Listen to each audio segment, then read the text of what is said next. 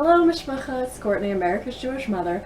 I am here to do a rapid-fire wrap-up of my July reading. Well, I'm actually not going to do a wrap-up because I already did that in the previous video that I posted, so I'm going to do a ranking. I'm going to do a ranking of all the books that I read in the month of July, and it's going to be rapid-fire because I've already talked at more length about each of these books in my Friday Reads video, or in the case of the last video I just posted about my reading week wrap-up and the summer school readathon. So anyway, if you want to hear more about any of these books, you can go back and look at any of my Friday reads or reading wrap-ups from the month of July. So I'm just going to try to make this as short and sweet as possible because I read 16 books in the month of July, because otherwise we'd be here for like 45 minutes, and who wants that? So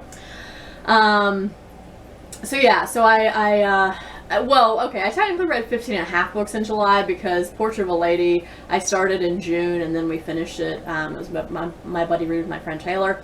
We finished it in July, but I mean, otherwise, come on. I read in completion 15 books in 30 days, which is a book every 2 days. I am not good at math, but even I can do that math. And it's actually more than a book every 2 days because I also finished Portrait of a Lady. So, go me. I'm excited. That's probably the best reading month I've ever had in my life, aside from when I did my studying for my comprehensive exams in graduate school, where I had to read like 100 books in 3 months or something. So, something like that. But yeah, otherwise, that's probably the best reading month I've ever had. I don't imagine I'm going to top that later this year. So anyway, let us get into it, rapid fire style. So, in the last spot for this month, by the way, I'm ranking these from least enjoyed to most enjoyed, like normal. So in the last spot for this month was Sense of an Ending, Studies in Theory of Fiction by Frank Kermode. This will come as no surprise to anyone because it's literary theory, and I don't get along with literary theory because I find it elitist, and I find it purposefully difficult and hard to penetrate, and Kermode talks these were originally a series of lectures, and Kermode talks in a way where he just assumes that you've read all the same stuff that he's read, even though, why would that be the case? And even though his premise is interesting, it's about the apocalypse and why we're sort of drawn to the apocalypse, both in our real lives and in our fiction. The rest of these essays are just unclear, and he does not adequately make an argument about it because it's too bogged down with look how smart I am and look how many things I know. So 2 stars. This is the only book that I read this month that I outright do not recommend reading at all. So 2 stars. In 15th place was Thomas Pynchon. 15th place. In Thomas Pynchon's The Crying of Lot 49. I ended up giving this 2.75 stars. It follows Oedipus. It's pretty short. It's about 150 pages long. Not much longer than novella length. It follows Oedipus, who has been made executor at the beginning of the book of her former lover, Pierce Inverady's estate. And then she thinks she uncovers this whole giant conspiracy that has to do with, like, I don't know, this like old Shakespearean play. It's not Shakespeare, but it's something like that. And then Muted Post Horn and Postal Service and Maxwell's Demon and like everything, everyone's involved in it somehow. And it's just one big whole giant conspiracy that never leads anywhere. So yeah, I think you would like this if you like postmodernism. I think if you're not into postmodernism, you probably will not, you might be frustrated by this. And I went into it with the idea of like, okay, I'm just going to hang in and enjoy the ride, and I'm not going to assume that I'm going to learn anything or there's going to be meaningful connections between things. And because I went in with that assumption, I actually enjoyed this more than I thought I would. But it's still only, got 2.75 stars from me. So that was Crying of Lot 49. In 14th place, I don't have this one with me. In 14th place is Katherine Heiny book Standard Deviation. This I gave 3 stars to. It's light, easy reading, it's pretty comical, but it did not meet my sort of main criteria for a good book. Like the chapters were very sort of episodic. It did not really seem to have an overarching plot that tied everything together. So much as there were, like I said, kind of individual things that happened within each chapter that, I mean, if this were a sitcom series on TV, like that would make more sense, but not necessarily in a novel. Maybe if it were a series of interconnected short stories, it would make sense. But again, it was supposed to be a novel, so that didn't really work for me. And then I don't really feel like the main character that we follow, who's Graham, and he does a lot of musing about his current wife Audra and his ex-wife. Shoot, I already forgot her name. Oh well, it doesn't matter. So his ex-wife, Elspeth. So he does a lot of musing about how different they are, and you know, why he was attracted to these two women who are so vastly different from each other, and you know what his life is like now, and how it's basically like a three-ring circus 24/7, and blah blah blah, that kind of stuff. But I don't really feel like he necessarily grows as a character or learns anything by the end, so it also kind of fell down for me in that area. So it was just okay. So that I gave 3 stars to. Then in 13th place was Anita Diamant's The Red Tent. I gave this 3.25 stars. It is a feminist retelling of the, well, I was going to say the Book of Dina. That's what the original title of this was, the Book of Dina. But it's a feminist retelling of the story of Dina from Genesis. And I said this in my wrap-up, but I kind of appreciated more what Diamant was doing in terms of centering women and thinking about female community and things like that in this book, more than I actually liked the story itself or the logical cohesiveness or coherence of it. So yeah, that was Red Tent. Then in 12th place was Bettina Loves We Want to Do More Than Survive. I also gave this 3.25 stars, so similarly to the Red Tent, I more appreciated in this book the questions that it raised for me about teaching and education more than I appreciated the actual content of the book. It is called sort of a memoir / manifesto / manual for abolitionist teaching, and I was just wanting it to be heavier on the manual. I went into it thinking it would give me concrete examples of abolitionist teaching and how to implement those sorts of things in my classroom and in my pedagogy, and it didn't do that. It does do a little bit of that, but it's really heavy on the memoir and manifesto part and light on the manual. So I more appreciated the questions that this raised for me than I did the actual content. Sort of like with Diamant's, I appreciated more what she was doing with centering women's stories in the Bible and female community more than I liked the actual story. Same thing here. So that was We Want to Do More Than Survive. Then in 11th place was Michio Kaku's Physics of the Impossible. This is a it's supposed to be an explanation of concepts from science fiction like phasers and time travel and teleportation and I don't know, like parallel universes and stuff like that, right? And how actually possible they are according to the laws of physics as they are currently known. And I thought Kaku does a pretty good job of breaking things down that are very complicated for a general reader. Now, in some cases, I still got lost, even though I felt like he was a pretty engaging writer overall and was trying really hard to make it digestible for someone like me who has no idea what the heck he's talking about. But even so, some of it still went over my head.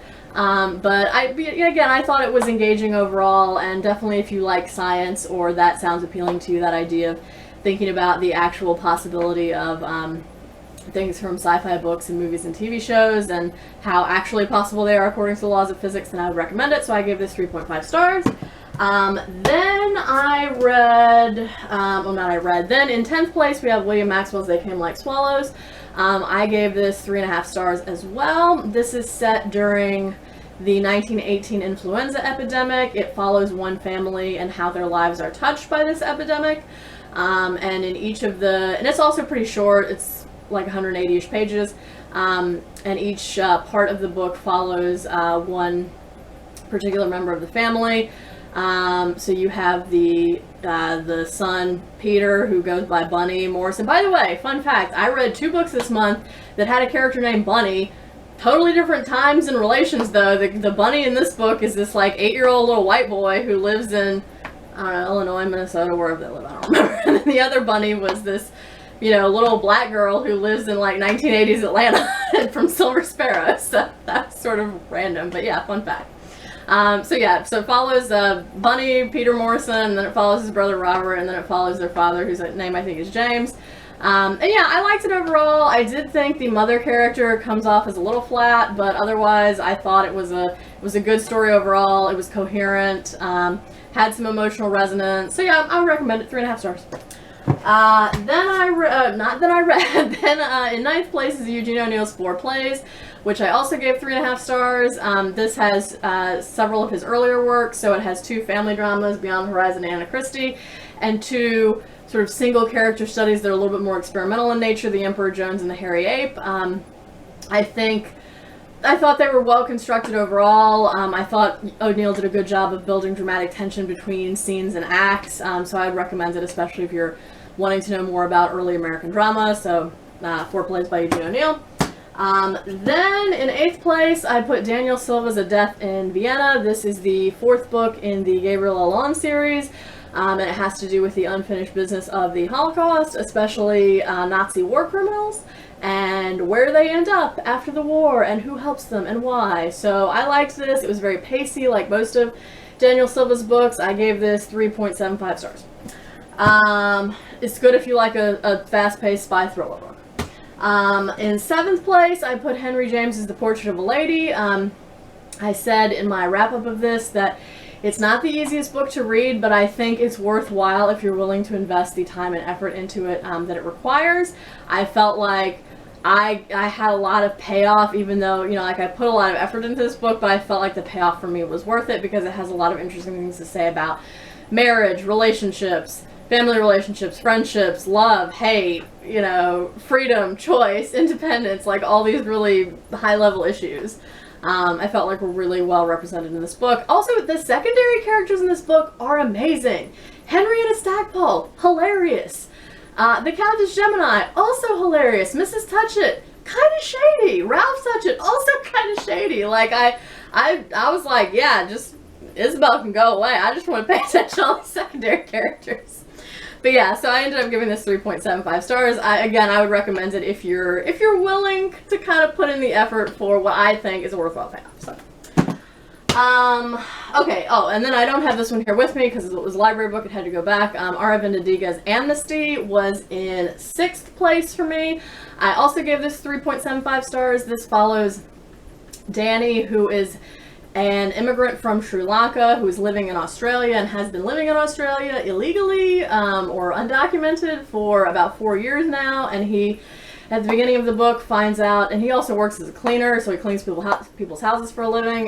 He finds out at the beginning of the book that someone that he used to work for, one of his former clients, has been murdered, and he thinks he knows who killed her, and it's somebody else who, you know, knew him from the cleaning job that this woman who got killed was having an affair with. So he basically struggles throughout the book with whether he should come forward with what he knows, knowing that if he does so, it will probably result in him being deported. And then there ends up being this kind of cat and mouse game that's played between him and the guy who he thinks killed this woman. So it started off kind of slow for me. It's written somewhat stream of consciousness style, so you don't have all the pieces at the beginning. But if you're willing to kind of, you know, just go with it for a while. I totally got into it after a while. I felt really invested in finding out what Danny was going to do and what ended up happening to him. And it has a lot of good one-liners too, like, hope is a kind of rigor, despair is sugar. Stuff like that. Just gems. So 3.75 stars. Then, alright, we're up to the top 5. So in 5th place, I put this big old biography of Joseph McCarthy called Demagogue by Larry Tye. This was an excellent biography. I learned a whole bunch about Joseph McCarthy. I learned a whole bunch about demagogues and what makes them tick. And yeah, it was excellently researched and very well documented. And yeah, if you were interested in learning about 1950s America and demagoguery and McCarthyism and the Red Scare or anything like that, this would be a good book to read. So yeah, 4 stars. Then in 4th place was Tayari Jones's Silver Sparrow. This, again, follows 2 half-sisters who have the same father but different mothers. One of the families knows about the other family, but the first family doesn't know about the second family, so that's sort of the, you know, Chekhov's gun waiting to go off at some point in the course of this book. One part of the book is told from the perspective of one half-sister, Dana. The other part is told from the perspective of the other half-sister, Charisse. That's the one whose name is Bunny, by the way. She doesn't go by Bunny, though. She goes by Charisse, but her name is actually Bunny. So she's named after her grandmother. Okay, I'm rambling. I'm going to stop now. Anyway, so I like this. It was easy to read. I felt like it moves along at a good clip. I kind of just wanted to keep reading and find out what was going to happen, which to me is the mark of a good, successful novel. So I ended up giving this 4 stars. In 3rd place, my 3rd favorite book of this month was this wonderful collection of poetry by Layli Long Soldier called Whereas, which again does a marvelous job of marrying experimental poetry with her own personal experience and identity and socio-cultural context. So I don't often come across something like this, so I was just totally blown away by it. But if you are not somebody who likes experimental avant-garde poetry or poetry that heavily sort of emphasizes language and linguistic playfulness, you probably will not like this. So I highly recommend it, but with that caveat. So yeah, 4.5 stars. In second place was Toni Morrison's Beloved, which was a 5-star read for me. Of course, Beloved is amazing. This is the book that won Toni Morrison the Nobel Prize, and with good reason. It basically focuses on the traumatic legacy of slavery and how it haunts us. So yeah, if you have not read this book, please stop everything you're doing and go read this book immediately. 5 stars. And then my favorite book of this month, which edged out Beloved just because this book was a surprise and I was not expecting to like it as much as, well, I didn't really have a lot of expectations for it, but it just blew me away, was Kazuo Ishiguro's The Remains of the Day. Y'all, I did not expect this book about a repressed English butler to make me ugly cry. Like, I cannot emphasize heavily enough how hard I bawled at the end of this book. I was just so emotionally distraught by this story of this repressed butler. And to be honest, I'm still not sure I'm emotionally recovered from Stevens. So yeah, that was my favorite read of this month. So yeah. 5 stars. So yes, that was my sort of rapid fire attempt at a ranking of 16 books that I finished this month. Please let me know what books you read and particularly enjoyed in July. Also let me know if you have thoughts about any of the books that I mentioned. And yeah, I hope you're all staying healthy and well. I hope you're doing good reading. And until next time, would it kill you to call you mother?